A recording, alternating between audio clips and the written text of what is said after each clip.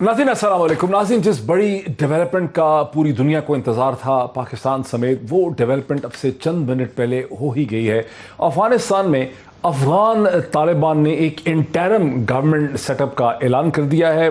ज़बीउल्लाह मुजाहिद ने अब से कुछ 10-15-20 मिनट पहले अपनी प्रेस कॉन्फ्रेंस में ये नाम दिए हैं। एक बड़ी छोटी सी कैबिनेट अभी हमारे सामने आई है, ये इसने अभी ग्रो करना है और ये नाम भी ये बाहर उन्होंने बड़ा ज़ोर देके वाज़ेह किया है ज़बीउल्लाह मुजाहिद ने, अफ़गान तालिबान ने, कि ये कोई परमानेंट हुकूमत नहीं है, ये कोई मुस्तकिल हुकूमत नहीं है, ये एक इंटरम सेटअप है। इसकी पूरी सूरत हाल भी हमारे सामने क्लियर नहीं है, लेकिन जो नाम हमारे सामने आए हैं उसमें मुल्ला हसन अखुंदज़ादा जो हैं उन्हें वज़ीर आज़म अफ़गानिस्तान इस वक्त इस इंटरम सेटअप में बनाया गया है।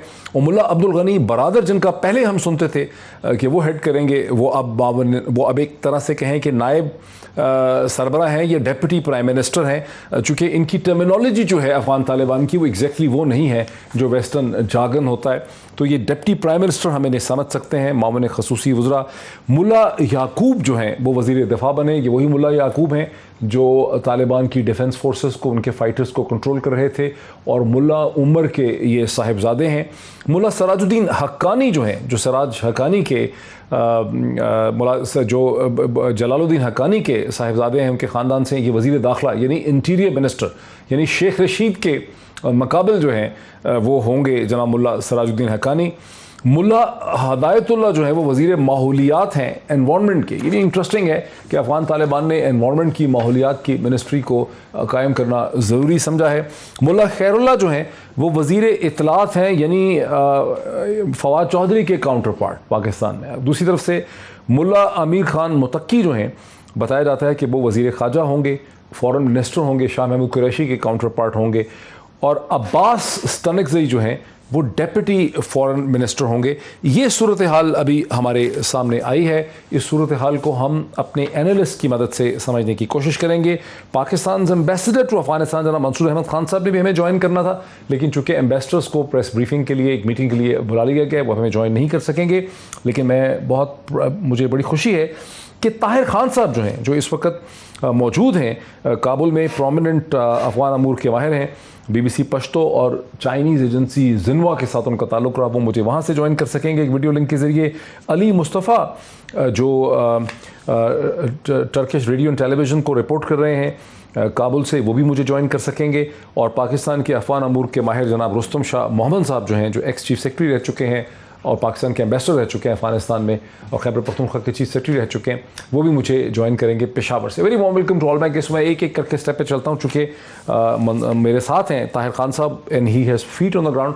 ताहिर खान साहब, ये जो हुकूमत की तश्कील आई और जो नाम मैंने बोले हैं, 7-8 नाम मैंने बोले, यही 8 ही हैं या इससे ज़्यादा भी इसकी एक्सपेंशन होगी इस वक्त? नहीं, काबीना तो तकरीबन 20 से ज़ायद है। आपको जो चंद नाम मिले हैं, काफ़ी सारे नाम आपको नहीं मिले, तो नाम तो जो अलबत्ता आपने जिनके नाम लिए हैं वो बड़े वो प्रोमिनेंट है। तो मुल्ला हसन के बारे में शायद कुछ ज़्यादा पाकिस्तानियों को इल्म ना हो। कौन रह गया इसमें जो आपने, मैंने जो आज बताया, इसके अलावा जो प्रोमिनेंट नाम है उसमें कोई ऐसा प्रोमिनेंट नाम है? कितने नाम लिए आपने? कितने नाम लिए डॉक्टर साहब? जी, आपने कितने नाम लिए? मैंने 8 नाम लिए हैं, जिसमें हसन अखुंदज़ादा हैं, ये जो लिस्ट है ना, मेरे बरादर हैं, मुल्ला याकूब हैं, सराजुद्दीन हक्कानी हैं। हाँ, नहीं डॉक्टर साहब आपने 22 है ये लिस्ट जो मेरे पास, अच्छा, जो मेरे पास लिस्ट है उसमें 22 लोग हैं।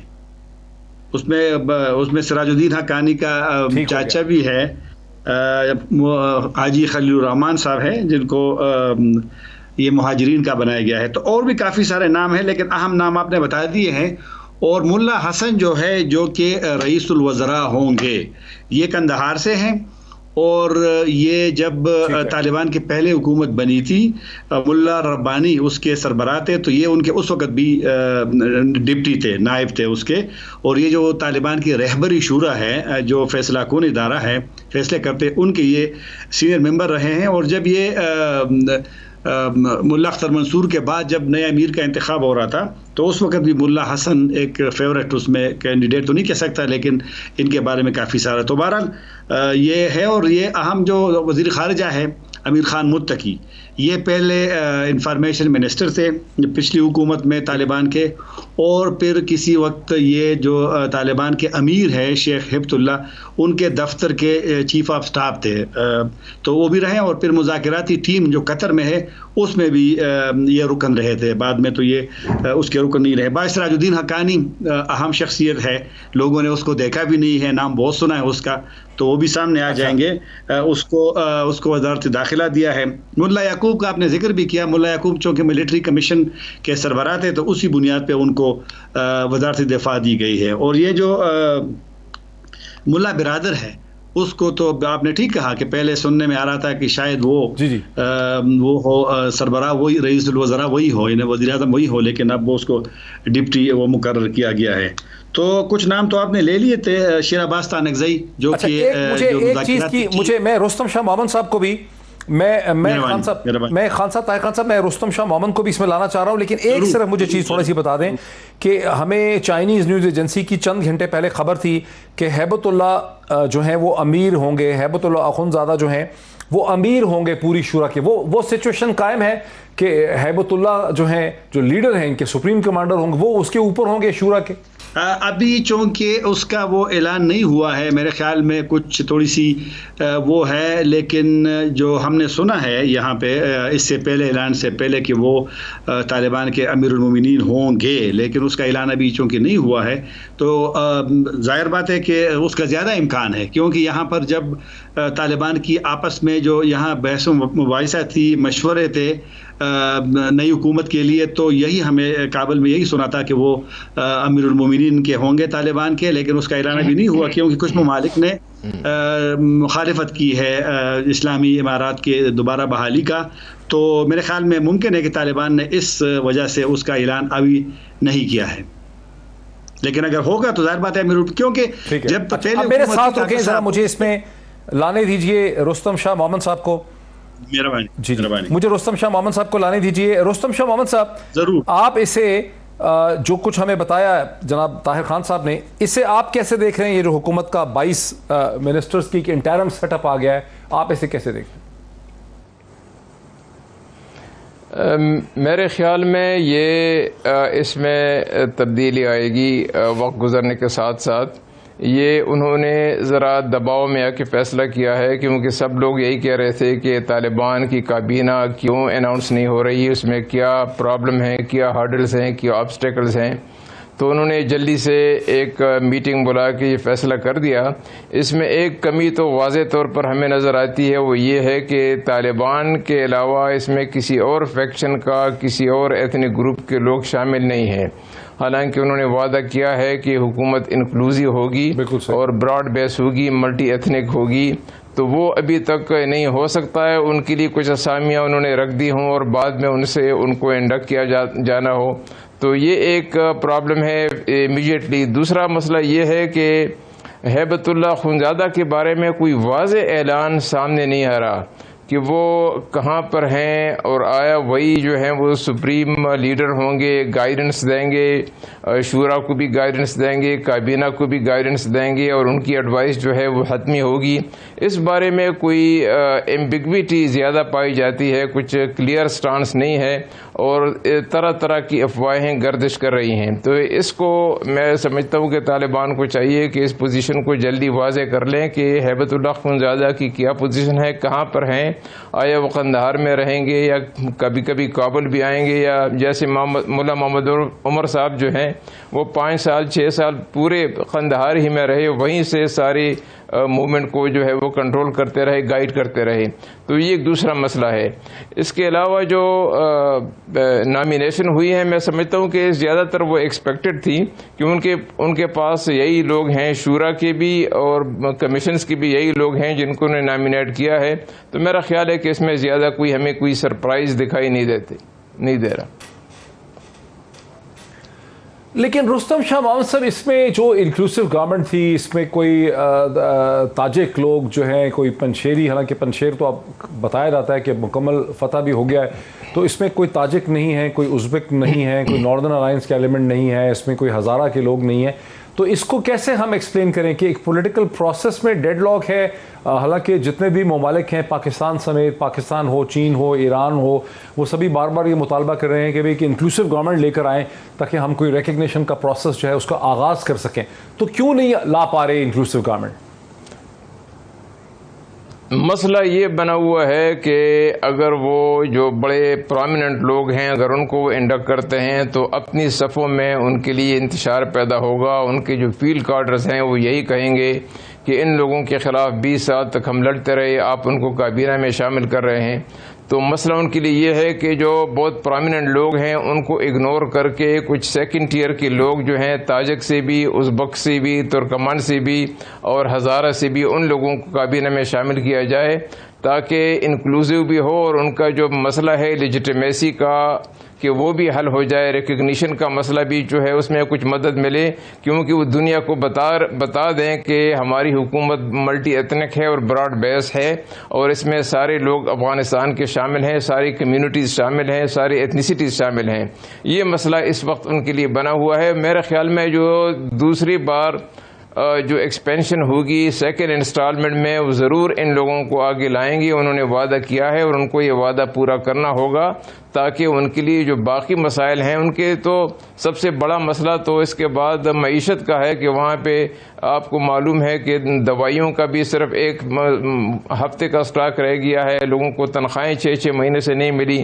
تو ان سے اگر ان کو نمٹنا ہے تو کابینہ کو انہوں نے براڈ بیس بنانا ہوگا تاکہ ہر جگہ لوگ کابینہ کے وزراء جا کے لوگوں کو بتا سکیں کہ حکومت کے لیے کیا مشکلات ہیں اور حکومت کیسے ان پہ قابو پا رہی ہے اور حکومت کیسے ریجنل کنٹریز کے ساتھ مل کے جو مشکلات ہیں معیشت کی ان کو کیسے اوور کم کرنے کی کوشش کر رہی ہے. طاہر خان صاحب، اب ظاہر ہے چونکہ کہہ دیا ہے ذبیح اللہ مجاہد نے، انہوں نے بارہا یہ کہا ایک سے زیادہ دفعہ کہ یہ ایک انٹرم سیٹ اپ ہے، یہ ایک انٹرم گورنمنٹ ہے، یہ وقتی طور پہ ہے. تو میرا پہلا سوال ہے کہ، اور پھر دوسری بات جیسے رستم شاہ محمد صاحب نے کہا کہ ظاہر ہے انکلوسیو بنانا ہوگا، بنا پا نہیں رہے ہیں، تو کتنی دیر لگے گی اس انٹرم گورنمنٹ کو ایک انکلوسیو گورنمنٹ میں بدلتے ہوئے؟ اور وہ آپ کا کیا اندازہ ہے کہ یہ انٹرم گورنمنٹ پاکستان کی طرح ایکسپینڈ ہو کے 50 55 60 لوگوں پہ بن جائے گی، full minister, deputy minister, state minister, یا اس میں چینج ہو جائے گی، یہ 22 23 ہی رہے گی اور اس میں اور لوگ آ جائیں گے؟ کیا ہوگا یہ کیبنٹ میں؟ جو میں نے یہاں طالبان سے سنا ہے اس میں تو اضافہ ہوگا، توسیع ہوگی.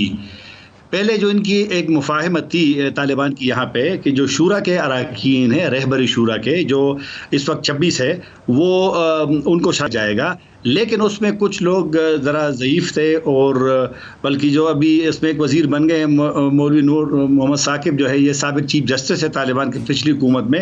اس کے بارے میں نے سنا تھا کہ یہ بھی بیمار ہے، شاید یہ بھی اس کا ممبر نہ ہو، لیکن اس کو بنایا گیا ہے. تو اور کچھ لوگ ہیں جو بیمار ہیں. تو 22 کی جو لسٹ آئی ہے تو ممکن ہے، کیونکہ شورا کے اراکین اس میں نے دیکھا ہے کچھ کو شامل نہیں کیا گیا ہے، اور ممکن ہے کیونکہ ابھی اگر حکومت طالبان کی تسلیم ہوتی ہے تو پھر تو اس میں سفارت خانے ہوں گے اور بھی کافی ساری ذمہ داریاں ہوں گی، لیکن وہ بعد کی بات ہے. تو بہرحال اس میں بالکل توسیع ہوگی. اور یہ جو سرپرست کا جو لفظ استعمال ہوتا ہے ایکٹنگ کا، قائم مقام کا، یہ ویسے بھی افغانستان میں ایک ہے، کیونکہ افغانستان میں جو پچھلی حکومت تھی اس کی بھی اکثر وزراء سرپرست ہوتے تھے، ایکٹنگ ہوتے تھے، کیونکہ منظوری ہوتی تھی اس کے پارلیمنٹ سے. مجھے ذرا کوئکلی علی مصطفیٰ کو مجھے طاہر خان صاحب مجھے ذرا میرے ساتھ رہیں، مجھے ٹی آر ٹی کے نمائندے علی مصطفیٰ جو اس وقت موجود ہیں کابل میں، ان کو بھی لینے دیجیے بہت کوئکلی. علی مصطفیٰ، بہت دیر سے ہم آپ کے کامنٹ کا انتظار کر رہے تھے. یہ جو ابھی گورنمنٹ سامنے آئی ہے اس پہ آپ کا کیا رد عمل ہے؟ آپ کیا سمجھتے ہیں کہ ترکی کا کیا اس پہ رد عمل ہوگا؟ بیکاز وہ کہہ رہے ہیں ہم کاشسلی دیکھ رہے ہیں، ان کے فارن منسٹر کی اسٹیٹمنٹ میں نے دیکھی. ایکچولی امید تو تھی کہ اس حکومت کا 1 ہفتے یا 2 ہفتے پہلے اعلان ہو جائے گا، اور نہ صرف ایک انٹرم سیٹ اپ کا بلکہ ایک مثبت فارمل ارینجمنٹ کا. بٹ دا فیکٹ کہ یہ ایمفسائز کر رہے ہیں طالبان کہ یہ انٹرم سیٹ اپ ہے، یہ انٹرم سیٹ اپ ہے، یہ وقتی سیٹ اپ ہے، اس کا یہ مطلب ہے کہ ان کے انڈر کے جو پریشرز ہیں، ڈویژنز ہیں، وہ ابھی بھی موجود ہیں، اور and they have played it safe. اگر آپ کو یاد ہو 10 دن پہلے تک ملا حسن افن کا نام بھی نہیں لیا جا رہا تھا، ملا برادر کا ہی نام سامنے آ رہا تھا. اس کے علاوہ عباس تانکزئی کی بات کی جا رہی تھی منسٹریل پوزیشن کے لیے. ذبیح اللہ مجاہد is no longer he's a deputy minister in the setup. خیر خواج صاحب جو ہیں وہ انفارمیشن منسٹر ہے. اسی طریقے سے ملا Baradar is a deputy head of the cabinet. Akhund صاحب is there. The only consistency جو صرف نام ابھی تک کنسسٹنٹ رہا ہے وہ رہا ہے سراج الدین حقانی کا. پہلے بھی ان کا نام انٹیریئر منسٹری کے لیے لیا جا رہا تھا اور اب بھی لیا جا رہا ہے. اس کا مطلب یہ ہے کہ Taliban have played it safe. وہ یہ چاہ رہے ہیں کہ جو ان کے اوپر ایک بوجھ تھا گورنمنٹ کا, اس کو اپنے سر سے اور اپنے کندھوں سے ہٹائیں, ایک انٹرم سیٹ اپ پیش کریں, اور پھر جو چینجز ہوں گی, جو فائن ٹیوننگ ہوگی, وہ آہستہ آہستہ کرتے رہیں گے. مگر یہ بہت بڑا ایک ان کے لیے اسٹیپ تھا کیونکہ پریشر بہت ہے ان کے اوپر گورنمنٹ ASAP اناؤنس کرنے کا. بہت ہی انٹرسٹنگ اور بہت ہی انفارمیٹیو یہ ڈسکشن ہے. میرے ساتھ ہیں جناب علی مصطفیٰ صاحب بھی, میرے ساتھ ہیں رستم شاہ محمد بھی, میرے ساتھ ہیں طاہر خان بھی. میں ایک بریک لوں گا اور بریک کے بعد میں مزید اپنے ان تینوں ایکسپرٹس کے ذریعے یہ سمجھنا چاہوں گا کہ یہ صورتحال کیا ہے, اس میں مختلف قسم کے دھڑے اور گروپس کون سے ہیں, ان کی بھی بات کریں گے. اور کل ڈیفنس ڈے پہ پاکستان کے آرمی چیف نے جو اسٹیٹمنٹ دی ہے کہ پاکستان کے اندر طاقت کا استعمال جو ہے وہ صرف اسٹیٹ انسٹیٹیوشنس کے پاس ہوگا اور کسی کو بھی مذہب کے نام پہ, علاقائیت کے نام پہ, ایتھنیسٹی کے نام پہ, کسی بھی نام پہ جو ہے اس کو وائلنس کرنے کی اجازت نہیں ہوگی.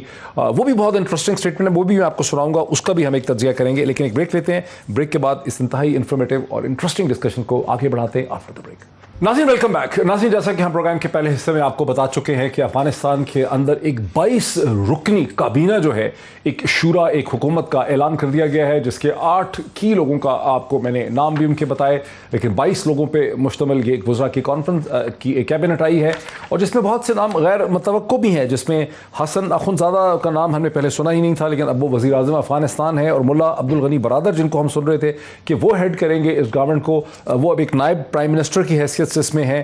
نام بھی ڈیفرنٹ ہیں, عہدے اس طرح کے نہیں ہیں. ہیبت اللہ اخنزادہ جو سپریم لیڈر ہیں ان کے بارے میں کوئی اعلان نہیں ہے کہ کیا اس شورا کو ہیڈ کریں گے. اور یہ کیا فیکشنز ہیں. میرے ساتھ اس وقت جوائن کر رہے ہیں علی مصطفیٰ جو کہ Turkish radio and television کے کورسپونڈنٹ ہیں, اسپیشل کورسپونڈنٹ ہیں, کابل میں اس وقت موجود ہیں, وہ میرے ساتھ ایک ویڈیو لنک کے ذریعے ہے. اسی طرح رستم شاہ محمد صاحب بھی میرے ساتھ ہیں. اور اس سے پہلے کہ میں رستم شاہ محمد صاحب کی طرف چلوں, میں علی مصطفیٰ سے مزید سمجھنا چاہ رہا ہوں. علی مصطفیٰ, بہت ہی انٹرسٹنگ آپ ایک پرسپیکٹو دے رہے تھے کہ ان ایکسپیکٹڈ اس میں چیزیں ہوئی ہیں. تھوڑا سا یہ آپ ہمیں بتا سکتے ہیں, جو بتا سکتے ہیں کہ 3-4 بڑے پولیٹیکل فیکشن یا دھڑے ہیں کیا جو کہ ہر گورنمنٹ ہر سیٹ اپ میں ہوتے ہیں, امریکہ میں بھی ہوتے ہیں, برطانیہ میں بھی ہوتے ہیں, پاکستان میں ہوتے ہیں, لیکن 3-4 بڑے پاور بلاکس اس وقت ہیں کیا جن کے درمیان یہ ڈسٹریبیوشن ہو رہی؟ میں اس میں کوئی ایکسپرٹ نہیں ہوں موہت صاحب, مگر جو میں پچھلے 3 ہفتے سے یہاں پہ دیکھ رہا ہوں اپنی انٹریکشنز میں طالبان لیڈرز کے ساتھ, اس کے اندر واضح طور پہ ہمیں 3 یا 4 میجر دھڑے آپ نے جس طرح کہا فیکشنز جو نظر آتے ہیں. ایک طرف تو ہے حقانی گروپ.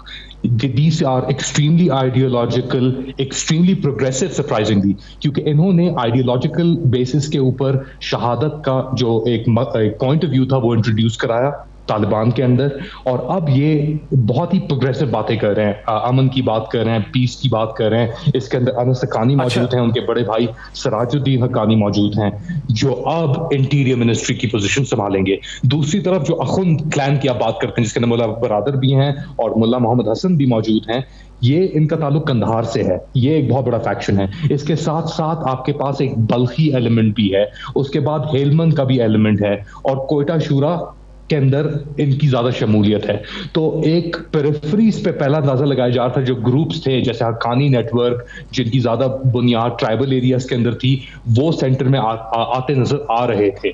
لیکن ان اپوائنٹمنٹس کے ساتھ اسپیشلی ملا محمد یعقوب کی جب بات کرتے ہیں جو طالبان کو فاؤنڈر ملا عمر کے صاحبزادے ہیں, ان کا سامنے آنا, اس کے ساتھ ساتھ جو پرائم منسٹر یا جو ہیڈ کریں گے کیبنٹ کو ملا خن, ان کا سامنے آنا, تو یہ بڑی امپورٹنٹ پوزیشنز ہیں. اور کچھ ہفتے پہلے تک ان لوگوں کا نام بھی سامنے واضح نہیں تھا, لیکن اب these people have come into centre, جیسے طالبان کہہ رہے ہیں یہ ایک انٹرم سیٹ اپ ہے. اچھا, یہ تھوڑا سا مجھے آنے دیجیے رستم شاہ محمد صاحب کی طرف میرے ساتھ رہی ہے. علی مصطفیٰ, بہت ہی انفارمیٹیو, بہت ہی زیادہ معلومات مل رہی ہیں. رستم شاہ محمد صاحب, حقانیز کو ہمیشہ نظریاتی اور ایڈیولوجیکل ہی ڈیفائن کیا جاتا ہے. مغرب کے بھی لوگ ایسے کہتے ہیں, ہمارے یہاں بھی لوگ ان کو حقانی کہہ دیتے ہیں. ان کی جغرافیکل اوریجن جو ہے, جغرافیائی طور پہ حقانیز افغانستان کے اندر کہاں سے اوریجنیٹ کرتے ہیں؟ یہ خوست کے رہنے والے ہیں، جو ایسٹرن پروونس ہے پاکستان سے، ان کی سرحد ملی ہوئی ہے۔ نارتھ وزیرستان میران شاہ سے یہاں وہ سڑک جاتی ہے خوست کو، اور میں جلال الدین حقانی کے ساتھ میں بہت پرانے اس میں گیا تھا، وہاں پہ خوست گیا تھا جب یہ مجاہدین میں سے تھے اور سوویت یونین کے خلاف لڑ رہے تھے۔ لیکن ان کا جو رسوخ ہے وہ پکتیا میں بھی ہے، اور جس کا دارالخلافہ گردیز ہے، اور پھر یہ ننگرہار میں بھی ہیں اور لغمان میں بھی ہیں، اور کچھ نہ کچھ ان کی ایکٹیویٹیز کابل میں بھی ہیں، لیکن زیادہ تر یہ پکتیکا، ننگرہار، لغمان اور کنڑ، ان 5 صوبوں میں سب سے زیادہ ہیں۔ ان کا اصل وطن جو ہے وہ خوست ہے۔ اچھا، اور جو سو بیسیکلی ایک تو خوست کے اوریجن کے ہیں، دوسرے اوریجن کندھار کے ہیں، تیسرا کیا دھڑا کہاں کا اوریجن کا ہے رستم شاہ محمد صاحب؟ دیکھیے، تیسرے کچھ مرکزی افغانستان سے ہیں، مثلا ارزگان جو ہیں اس کو آپ مرکزی افغانستان میں گنتے ہیں، اور کچھ ہلمند میں ہیں۔ اصل تو وطن ان کا جو ملا عمر صاحب تھے وہ تو قندھار کے تھے، یہ برادر بھی قندھار کے ہیں۔ اس کے بعد یہ جو ملا عمر کے صاحبزادے ہیں یعقوب، تو قندھار کا ایک گروپ ہے، ہلمند کو بھی اس میں شامل کر لیں، ارزگان کو بھی اس میں شامل کر لیں، اور اس کے بعد دوسرا گروہ جو ہے وہ مشرقی افغانستان کا ہے جس میں حقانی صاحب وغیرہ آتے ہیں۔ یہ کوششیں ہوتی رہی ہیں، ہماری اطلاعات یہ ہیں کہ داعش کے کچھ لوگ ایمبیڈڈ ہیں طالبان کے اس صفوں میں، اور وہ کوششیں کرتے رہے ہیں پچھلے 3، 4، 5 ہفتوں سے کہ طالبان میں اختلافات پیدا کیے جائیں، اور حالیہ دنوں میں جو کابینہ میں توسیع کا فیصلہ جو توسیع جو کابینہ میں جو لیٹ ہو گیا، تو اس کی وجہ یہ تھی کہ وہاں پہ ڈفرینس آف اوپینین تھا کہ کس کو کن عہدوں پر اور کیسے ان کو انڈکٹ کیا جائے، اور میرے خیال میں ٹیمپریریلی انہوں نے اس ایشو کو اوور کم کیا ہے، لیکن مسئلہ ابھی باقی ہے۔ اختلافات ابھی اس بات پر باقی ہیں کہ باہر کے فیکشن سے، ایتھنک کمیونٹی سے کن کن لوگوں کو کن کن محکموں کے لیے اپوائنٹ کیا جائے۔ یہ ایک بڑا ان کے لیے ایک چیلنج ہے جس میں میں سمجھتا ہوں کہ وہ عنقریب اس پہ شاید قابو پا لیں گے۔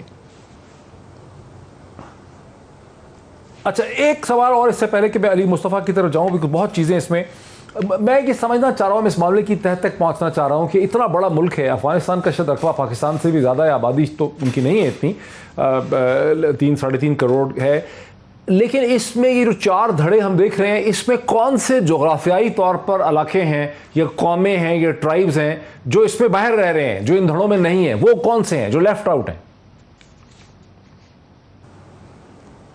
دیکھیں، ان دھڑوں میں تو شمالی افغانستان کا کوئی نہیں ہے اور ویسٹرن افغانستان کا کوئی بھی نہیں ہے۔ یہ دھڑے جتنے ہیں یہ ایسٹ افغانستان، ساؤتھ افغانستان اور سینٹرل افغانستان سے تعلق رکھتے ہیں۔ شمالی افغانستان جن میں شبرغان شامل ہے، جن میں جو مزار شریف ہے، جن میں قندوز شامل ہے، وہ لوگ شامل نہیں ہیں۔ پھر اس کے بعد ہرات اور بادغیس وغیرہ جو ہیں ویسٹرن افغانستان میں، وہ بھی ان میں شامل نہیں ہیں۔ تو افغانستان کا ایک بہت بڑا حصہ ابھی بھی اس ارینجمنٹ میں ریپرزینٹڈ نہیں ہے، اور اس کے لیے ان کو ضرور کچھ کرنا ہوگا، اور ان کو ریلائی کرنا ہوگا جو باقی ایتھنک کمیونٹیز ہیں ان پہ ریلائی کرنا ہوگا، کیونکہ ان علاقوں میں جس کا میں نے ذکر کیا ان کے پاس کوئی قابل ذکر طالبان رہنما نہیں ہے۔ اگرچہ تاجک میں بھی طالبان ہیں، کچھ طالبان جو ہیں وہ ازبک کمیونٹی سے بھی تعلق رکھتے ہیں، کچھ ترکمان سے بھی تعلق رکھتے ہیں، لیکن ان کے قابل ذکر کوئی پرامننٹ لوگ وہاں نہیں ہیں۔ اسی طرح ان کو ہزارہ برادری سے بھی کسی کو انڈکٹ کرنا ہوگا تاکہ حکومت کی شکل، حکومت کا جو امیج ہے وہ جو وہ دینا چاہتے ہیں امیج کے انکلوزیو ہے اور براڈ بیس ہے، کہ اس کو مکمل کیا جا سکے۔ تو میرے خیال میں ابھی ان کو کچھ بڑا ہارڈ ورک کرنا ہے، اور اس کے ساتھ ساتھ جو مسائل ہیں وہ تو اس کے علاوہ ہیں جن کا کام کرنا ہے کہ وہ کن کن مسائل سے وہ ان کو نمٹنا ہے۔ جی ان پہ بھی آتا ہوں، میں ان پہ بھی آتا ہوں، ان مسائل پہ بھی میں آتا ہوں۔ بنیادی طور پہ علی مصطفیٰ ایک بہت ہی آپ چونکہ گراؤنڈ پہ ہیں اور آپ Turkish radio and television کے ساتھ کام کر رہے ہیں، ایک بڑی کمپلیکس اور پیچیدہ صورتحال ہے جہاں تمام دھڑوں کو لے کر چلنا ہے اور جو دھڑے باہر رہ گئے ہیں ان کو بھی اندر لانا ہے. لیکن جو انٹرنیشنل ریکگنیشن ہے، میں چند گھنٹے پہلے ٹرکش فارن منسٹر کا دیکھ رہا تھا، ان کی میں اسٹیٹمنٹ دیکھ رہا تھا کہ انہوں نے کہا کہ ترکی کو بہت جلدی اس کو ریکگنائز نہیں کرے گا، ہم صورتحال کو دیکھ رہے ہیں. اسی طرح پہلے ایک پروپوزل چل رہا تھا کہ ترکی اور قطر مل کے کابل انٹرنیشنل ایئرپورٹ جو ہے اس کی سیکیورٹی اور مینجمنٹ جو ہے وہ سنبھال لیں گے.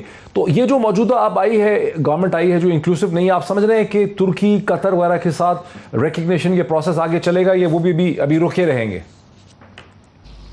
آئی تھنک وہ ایک اسٹاپ اینڈ واچ اپروچ اختیار کریں گے ترکی بھی.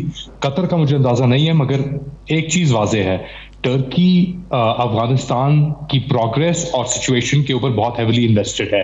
ٹریڈیشنلی ترکی نے راشد دوستم جیسے عناصر کو سپورٹ کیا، جس کی وجہ سے طالبان اور ترکی کے درمیان جو ریلیشنز تھیں وہ خراب ہوئیں.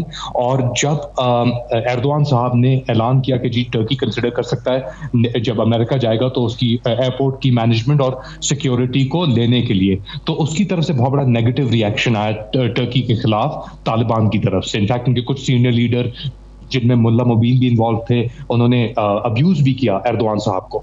لیکن جب ایک بار امریکی چلے گئے اور پھر قطر پکچر میں آیا اور پھر یہ ٹیکنیکل ٹاک شروع ہوئی، تو Taliban are more open to Turkey. اور اس کی ایک بنیادی وجہ بھی ہے، یہاں تک کہ ترکی اور طالبان کے تعلقات اتنے اچھے نہ رہے ہوں کیونکہ ترکی نے زیادہ تر ازبیک اور ترکمین جو مائنورٹیز ہیں اس کے اوپر زیادہ فوکس کیا اور شاید غلط لوگوں کو بھی سنبھالنے کی کوشش کی. اب طالبان کو اس چیز کا اندازہ ہے کہ اگر ان کو گلوبل لیجیٹمیسی چاہیے اور اسپیشلی افغانستان کے اندر جو لوگ موجود ہیں جو طالبان کے نقطہ نظریے سے اتفاق نہیں کرتے، تو ان کے لیے ترکی اپنے پیچھے ہونا یا ترکی کے ساتھ اچھے ریلیشن رکھنا بہت ضروری ہو سکتا ہے. اچھا، اب ایک اور چیز بتائیے کہ یہاں ہمیں پتہ چلتا ہے گزشتہ 24 گھنٹوں میں پنشیر ویلی کے فال کرنے اور سرنڈر کرنے کے بعد یا ختم ہونے کے بعد جو ہے یہاں رد عمل ہوا، 2-3 یہاں جلسے جلوس وغیرہ نکل گئے اور کوئی 70 خواتین جو ہیں انہوں نے پاکستان کی ایمبیسی کے باہر بھی مظاہرہ کیا. اس میں خوشائن بات یہ دیکھنے میں آئی کہ جو فوٹیج ہم نے دیکھی ہے ان میں سے کسی نے کوئی شٹل کاک برقعے نہیں پہن رکھے، انہوں نے اسی قسم کی حجاب یا عبا لپیٹی ہے جیسی کوئٹہ کے علاقوں میں بھی ہمیں مل جاتی ہے، پشاور کے بعض علاقوں میں مل جاتی ہے. تو کیا خواتین جو ہیں وہ سڑکوں پہ جب آتی ہیں تو اسی طرح سے چہرہ رکھتی ہیں، یعنی عبا ہوتی ہے، ایک ہلکا سا حجاب ہوتا ہے، یہی دیکھ رہے ہیں آپ؟ حقیقتاً نہیں، مظاہروں میں ضرور یہ چیز نظر آتی ہے، لیکن جب سے طالبان آئے ہیں تو بظاہر خواتین سڑکوں پہ کم نظر آ رہی ہیں. میں یہاں پہ 2018 میں بھی آیا تھا پریزیڈنشل الیکشنز کور کرنے کے لیے، تو اس کے اندر اب میں بہت فرق ہے. لیکن ایک چیز ضرور واضح ہے کہ طالبان کے آنے سے جو خدشہ تھا دہشت گردی کا، حملوں کا، یہ سب چیزیں جو پچھلے 20 سال میں ہو رہی تھیں وہ ایٹ لیسٹ کابل میں ختم ہو چکا ہے. اس کے باوجود یہ جو آج جلسہ ہوا، خواتین نکلی باہر اور لوگ نکلے باہر، اس کے ساتھ ساتھ پنشیر کا گرنا، طالبان کے لیے ڈس انفارمیشن شروع ہوئی جس کے اندر یہ کلیمز کیے گئے کہ جی پاکستانی طیارے انوالو تھے پنشیر کی فتح میں طالبان کی طرف سے. تو وہ ایک بہت ہی والیٹائل مکس بنا اور وہ سڑکوں پہ آج نکلے لوگ. تو Taliban don't know how to crowd control. انہوں نے ایریل فائرنگ کی، ہم یہاں پہ تھے، تقریباً کوئی 20 منٹ تک فائرنگ ہوتی رہی، ہوٹل کے شیشے بھی ٹوٹے. تو ایک بڑی پریکیریس سی سچویشن ضرور ہے. اور مگر یہ جو اعلان ہوا ہے حکومت کا، اس کے بعد امید ہے کہ چیزیں بہتر تو نہ ہوں لیکن تھوڑی واضح ضرور ہوں. اسٹیبلٹی اس میں ہو جائے گی. میرے ساتھ رہے علی، بہت ہی انٹرسٹنگ بات ہے.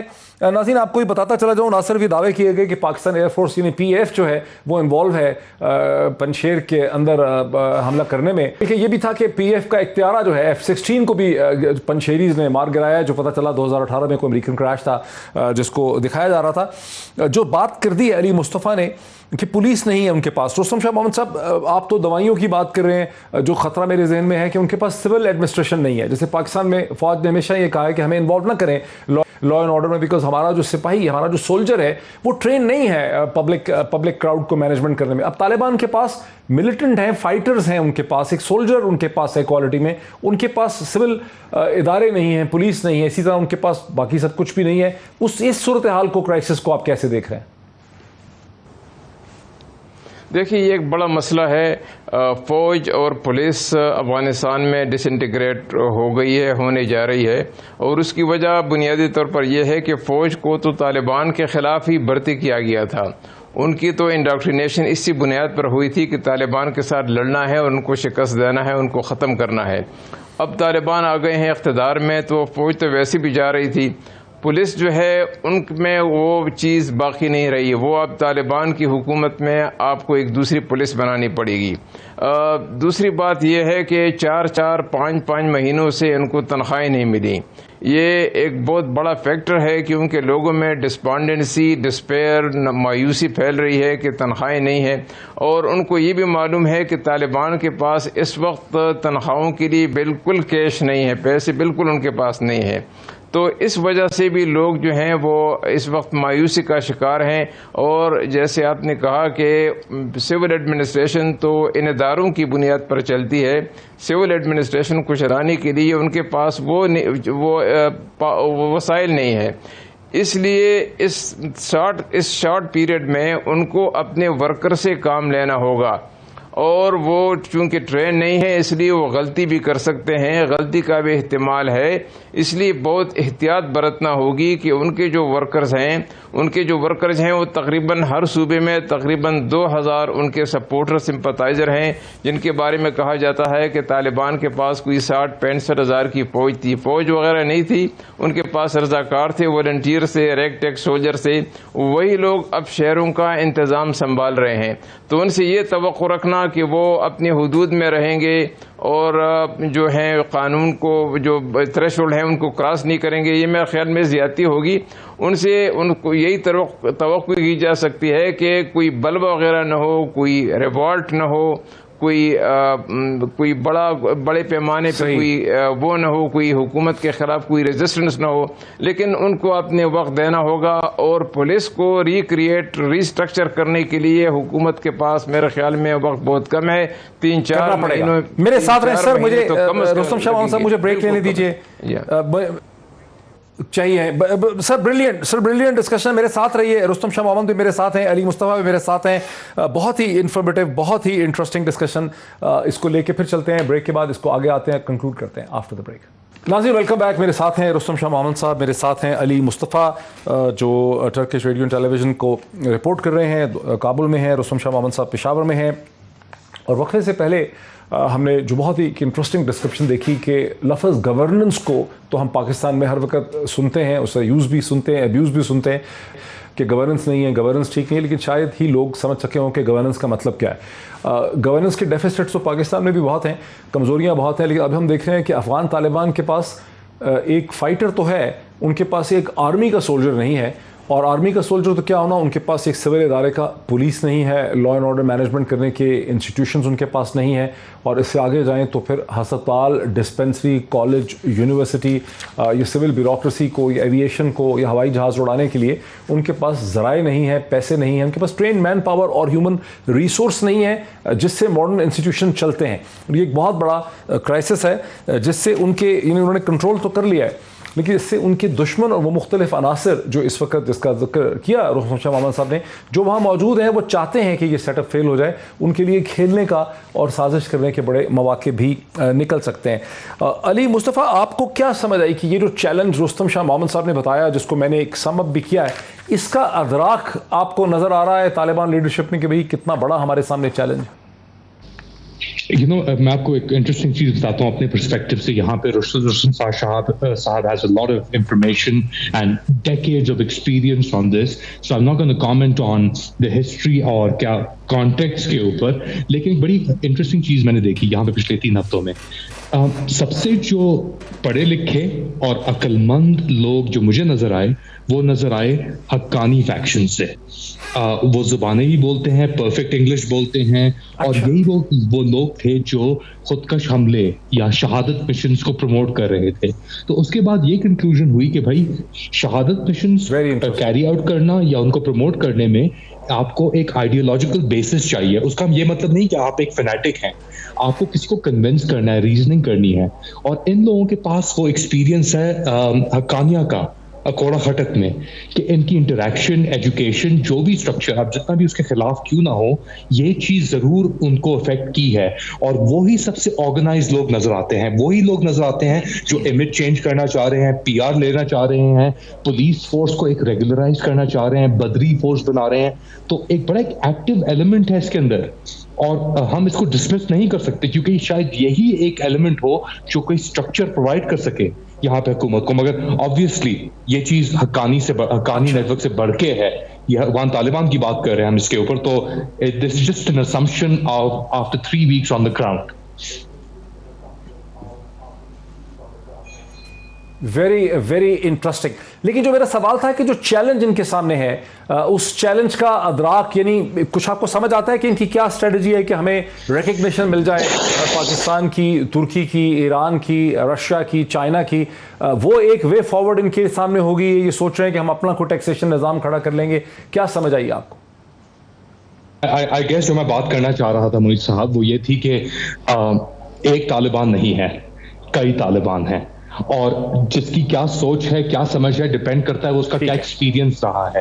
جیسے دوحہ پولیٹیکل آفس کا ایکسپیرینس ڈفرینٹ ہوگا، اس بندے اس 28 سالہ قاری احسان اللہ یا قاری اسلم سے جو پچھلے 13 سال کی عمر سے جو لڑا ہے، اس کو لڑائی کے ساتھ علاوہ کچھ نہیں پتا. تو کیپیسٹیز، ایکسپیرینسز ڈیفائن کرتے ہیں کیا آؤٹ لک ہوگی اور کس طریقے سے چیلنجز کو فیس کرے گا Taliban. Very very interesting comment. Rustam Shah Mohammad صاحب، آپ کیا اب ایڈوائز کریں گے سننے والوں کو بھی اور افغان طالبان کے حوالے سے کہ فوری طور پر ان کو کیا سٹیپ اٹھانے ہوں گے؟ کوئی کنٹری ریکگنائز نہیں کر سکتا، کیچ 22 سچویشن ہے. جن 3 ممالک نے 1996 میں ریکگنائز کیا تھا، پاکستان، سعودی عرب، یو اے ای، اس میں سے یو اے ای اور سعودی عرب تو ظاہر ہے گم ہی ہو گئے ہیں، ایک ڈفرینٹ صورتحال بدل چکی ہے. پاکستان کے لیے تنہا ممکن ہی نہیں ہے کہ ڈپلومیٹک ریکگنیشن اکیلا یہ سہارا اٹھا لے. کیا آپ دیکھ رہے ہیں جب تک ریکگنیشن نہیں ملے گی، فائنینس نہیں ہوگا، کیا آپ دیکھ رہے ہیں آگے کیسے ہوگا؟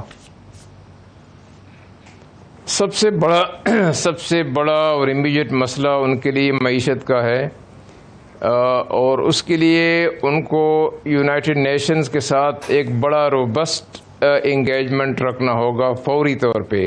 خصوصاً یونائٹڈ نیشن کی جو ڈپارٹمنٹ ہیں، WHO، world food programme, UNHCR، UNICEF، ان ڈپارٹمنٹ کے ساتھ ان کو چاہیے کہ فوری طور پر ان سے رابطے بھی کر لیں، کیونکہ یونائٹڈ نیشن کے لوگ پہلے سے وہاں پہنچ چکے ہیں. وہی ان کو ٹیکنیکل امداد بھی دے سکتے ہیں، مین پاور بھی دے سکتے ہیں، وہی ان کو فنڈز بھی دے سکتے ہیں. تو سب سے زیادہ اہم پریارٹی ان کے لیے یہی ہے کہ یونائٹڈ نیشنز کے ساتھ ان کی انگیجمنٹ فوراً شروع ہو جائے اور ان کو ایکسپلین کیا جائے کہ کیا کیا مسائل ہیں. دوسری طرف جو کیش انفلو ان کے لیے بڑا مسئلہ ہے، اس کے لیے ان کو چین سے رجوع کرنا پڑے گا. چین، ٹرکی اور گلف کے بعض ممالک، یہی 2-3 ممالک ہیں جو ان کو امیڈیٹلی کیش پرووائڈ کر سکتے ہیں. $1 بلین کی طرح کچھ ایک تقریباً اس ریجن میں ان کو دے سکتے ہیں، تاکہ ان کے جو امیڈیٹ فائنانشیل مسائل یہ آپ کہہ رہے ہیں کہ ایک انفارمل طریقے سے کیش ان کو کوئی دے دے. یعنی ایک تو ہے نا کہ سر شاہ صاحب، رستم شاہ محمد، ایک تو ہے نا کہ فارمل پروسیس میں چین ان کو پیسے دے دے، آپ کہتے ہیں انفارملی ان کو کچھ فنڈنگ ملے تاکہ وہ معاملات کو آگے بڑھا سکیں. نہیں، میں سمجھتا ہوں کہ چین کو فارملی ان کو دینا ہوگا. چین کے جو انویسٹمنٹ ہے وہ تو اس کے علاوہ ہے، لیکن اس وقت ان کو چاہے آپ ان سے قرض اس کو کہہ دیں یا چاہے ان کو گرانٹ کہہ دیں، کیونکہ جب تک امریکہ کے $9 بلین ان کے پاس نہیں آتے اور ورلڈ بینک کے جو $500 ملین پلیجڈ ہیں لیکن وہ بھی ان کے پاس نہیں آ رہے، تو چین کو آگے آنا ہوگا. اور ان کے ساتھ ہو سکتا ہے ٹرکی اور کچھ گلف ممالک، خصوصاً قطر، یہ 3 ممالک ان کے لیے امیڈیٹلی کچھ بندوبست کر سکتے ہیں تاکہ جو فائنانشیل ان کی وریز ہیں ان پر ان کو اوور کم کیا جا سکے اور وہ تنخواہیں دینے اور ہسپتال چلانے اور ان چیزوں کے قابل ہو جائیں. کیونکہ ورلڈ ہیلتھ آرگنائزیشن نے کہا ہے کہ ہمارے پاس افغانستان میں صرف 7 دن کی دوائیاں رہ گئی ہیں. تو تنخواہیں کسی کو نہیں مل رہی. تو یہ امیجیٹ مسائل ہیں, ان کو اوور کم کرنا ہوگا, ورنہ خطرہ اس بات کا ہے کہ اگر ان کو آپ نے ہینڈل نہیں کیا تو ہو سکتا ہے کہ سارے ملک میں کچھ آپ کے خلاف تحریک شروع نہ ہو جائے, اور وہ طالبان کے لیے ایک بڑا خطرناک موڑ ہوگا کہ لوگ جو ہیں سڑکوں پر نکل آئیں اور حکومت کے خلاف نعرے لگاتے جائیں کہ حکومت ڈیلیور نہیں کر رہی. تو اس سچویشن کو, اس ایمرجنسی کو ایوائڈ کرنے کے لیے ان کو یونائٹڈ نیشن کے جو محکمے ہیں اور جو 3-4 بڑے ملک ہیں ان کے جو سمپتائزر ہیں, سپورٹرز ہیں, ان کو انگیج کرنے کی ضرورت ہے, اور اس کے ساتھ ساتھ اپنی جو لیجٹمیسی ہے اس کے لیے ان کو کام کرنا ہے, تاکہ یورپ کے لوگ ان کو, یورپ کے ممالک ان کو ریکگنائز کر سکیں, اور جو پیسہ ان کا وہاں پہ پھنسا ہوا ہے امریکہ میں اور ورلڈ بینک میں وہ ریلیز ہو سکے. آہستہ آہستہ میں سمجھتا ہوں کہ یہ مسائل حل ہوتے جائیں گے, وہ ریلیز ہو سکے, امیڈیٹلی پرابلم ان کو ہوں گے, وہ ریلیز ہو سکے. جی کچھ کرنا پڑے گا. میرے ساتھ رہے رستم شاہ محمد, میں بہت کم وقت ہے.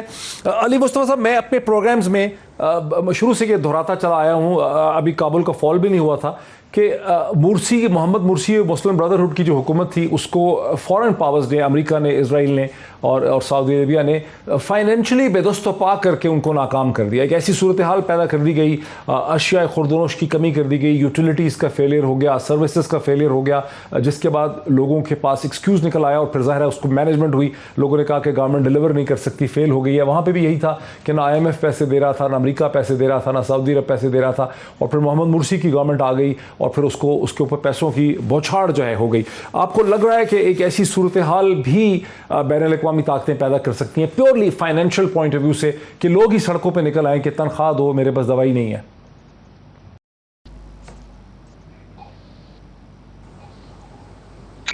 جب بات کرتے ہیں افغانستان کی, آفٹن ہم اپنا باعث اس کانورسیشن میں لے کے آتے ہیں. ہم ابھی جو بات کر رہے ہیں اسٹرکچرز کی, انفراسٹرکچر کی, پیسوں کی, ان سب چیزوں کی, ہمیں اس بات کو تسلیم کرنا ہوگا کہ افغانستان ایک بہت ہی ٹرائبل سوسائٹی ہے. ہاں, اس ٹرائبل سوسائٹی کو پچھلے 20 سال میں ٹرانسفارم کرنے کی ضرورت بالکل کی گئی. تقریباً $2.3 ٹریلین امریکہ نے یہاں پہ خرچ کیے, according to latest analysis from Brown University. اور اس کے باوجود یہاں پہ اگر آپ کابل سے 1 گھنٹہ 1.5 گھنٹہ 2 منٹ یعنی لوگار کی طرف چلے جائیں, دیہاتوں کی طرف چلے جائیں, تو وہاں پہ خواتین کی وہی حالت ہے جو پچھلے 40 سال پہلے تھی. ہاں, یہاں پہ اقتدار ضرور ملا کابل کے اندر, لیکن بنیادی طور پہ اگر آپ آکیوپیشن کو نکال لیں, امریکنز کو نکال لیں, تو یہ ایک ٹرائبل سوسائٹی ہے, اور اس کو ہم ایک ویسٹرن یا ایک ڈیموکریٹک یا ایک سسٹمک نقطہ نظر سے ہم اپروچ نہیں کر سکتے. اس کی اپنی پرابلمز ہیں اور انہیں اپنی ہی سولوشنز ڈھونڈنی پڑیں گی, وہ باہر سے نہیں آ سکتی. بہت ہی زبردست. علی مصطفیٰ, وقت میرا انفارچونیٹلی ختم ہو گیا, ورنہ میں آپ کو سنتا رہتا, اور I'm sure کہ ہمارے ناظرین بھی جو ہیں, ایک انتہائی انفارمیٹیو ڈیبیٹ تھی. بہت شکریہ علی مصطفیٰ صاحب کا, رستم شاہ محمد صاحب کا, اسی طرح جناب طاہر خان صاحب کا, جنہوں نے ہمیں کابل سے جوائن کیا. بہت ہی انفارمیٹیو, بہت ہی رچ ڈسکشن تھی یہ آج. امید ہے کہ آپ کو استفادہ ہوا ہوگا, فیصلہ آپ کا ہے. بہت خطرہ ہے طالبان حکومت کو, لیکن جو علی نے کہا کہ ہم ایک ویسٹرن لینس ہے نا اس کو دیکھیں, کہیں ٹرائبل سوسائٹی ہے, اس کے اندر سروائیو کرنے کی اپنی ایبلٹی اور اپنی کیپیسٹی جو ہے وہ پائی جاتی ہے. آج اتنا ہی, پھر آپ سے ملاقات ہوتی ہے. بہت شکریہ.